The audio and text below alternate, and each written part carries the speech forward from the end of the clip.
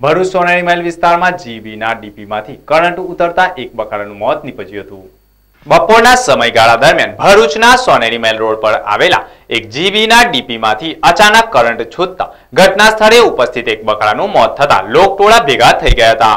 સ્થાનિક લોકોના જણાવ્યા મુજબ આ ઘટનાના કારણે લોકોમાં ભયનો માહોલ ઊભો થયો છે, કારણ કે સ્થાનિક લોકો કચરો નાખવા તેમજ કોઈ કારણોસર આ ડીપી નજીક ઊભા નજરે પડતા હોય છે અને જો કોઈ વ્યક્તિ આ પ્રકારનો ભોગ બન્યો હોત તો જવાબદાર કોણ? હાલ તો લોકોએ જીબીના તંત્રને જાણ કરી કરંટ છોડતા ડીપીનું રિપેરિંગ કામ કરાવવાની જાણ કરી રોષ વ્યક્ત કર્યો હતો। અત્રે ઉલ્લેખનીય છે કે ચોમાસાના સમયમાં આ બીજી ઘટના સામે આવી છે, જેમાં બે પશુઓના મોતને ભેટી ચૂક્યા છે। આ અગાઉ કોટ વિસ્તારમાં થાંભલા ઉપરથી અચાનક કરંટ ઉતરતા એક ગધેડાનું પણ મોત થયું હતું।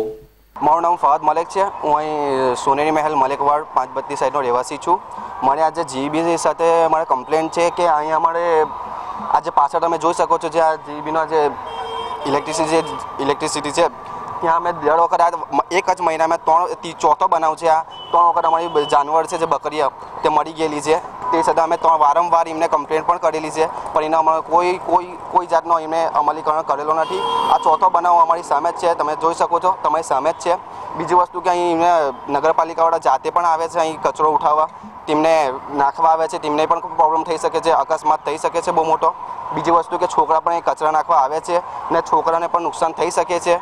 બીજી વસ્તુ કે તમે જોઈ શકો છો અહીં ગેસના સિલિન્ડર પણ પડી રહેલા છે, અહીં તેને લઈને પણ બહુ મોટો અકસ્માત થઈ શકે છે। તો અમારે જીબી સાથે અમારો તાકીદ છે જીબી વાળો કે આનો ગમે તે નિકાલ કરે।